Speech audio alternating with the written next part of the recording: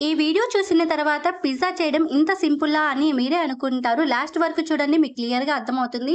Hi, hello, నమస్తే అందరికీ. అందరూ బాగున్నారా? Welcome back to our channel సిరోరి వ్లాగ్స్. పిజ్జా ప్రాసెస్ వచ్చేసి 1 కప్ మైదా పిండి, 1 tablespoon baking powder, half tablespoon baking soda, 1 tablespoon salt, 1 tablespoon sugar వేసి mix చేసుకోవాలి. నెక్స్ట్ వచ్చేసి 4 టేబుల్ స్పూన్స్ కర్డ్ వేసుకొని మిక్స్ చేసుకోవాలి.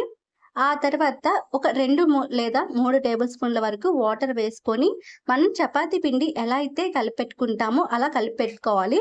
ఇక్కడ ఆయిల్ వేసే క్లిప్ అయితే మిస్ అయింది.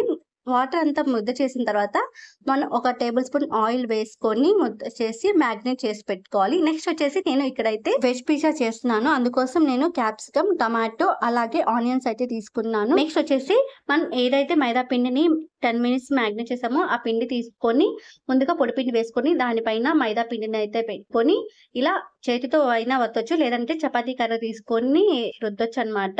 అలానే పలుచగా రుద్దకూడదండి, కొంచెం మందంగా అనేది ఉండాలి పిజ్జా అనేసి. ఇంకా ఈలోపు నేనైతే కుక్కర్ అయితే ప్రీహీట్ చేసి పెట్టుకుంటున్నాను బేక్ చేసుకోవడం కోసం.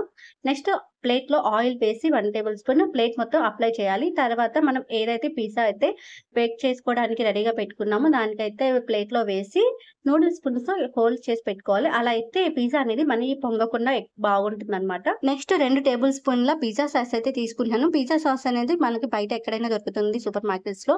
నెక్స్ట్ వచ్చేసి చీజ్ అయితే తురిమి ఇలా వేసుకున్నాను.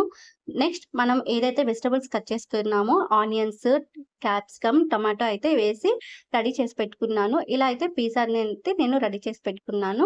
మీ దగ్గర స్వీట్ కార్న్ ఉంటే స్వీట్ కార్న్ కూడా వేయొచ్చు. ఇంకా ప్రీహీట్ చేసి పెట్టుకున్న కుక్కర్‌లో అయితే పిజ్జా ప్లేట్ అయితే పెట్టేసి ఒక 10-15 మినిట్స్ అయితే మీడియం ఫ్లేమ్‌లో అయితే బేక్ చేస్తున్నాను. ఇలా బేక్ అయిందో లేదో ఒకసారి చెక్ చేసుకొని ఇంకా బేక్ అయిన తర్వాత అయితే తీసేయడమే. ఇలా హెల్తీగా ఇంట్లోనే రెడీ చేసుకుంటే మనకి హెల్త్ అయితే చాలా బాగుంటుంది. మైదా పిండి ప్లేస్‌లో గోధుమ పిండి కూడా వేసి చేసుకోవచ్చండి.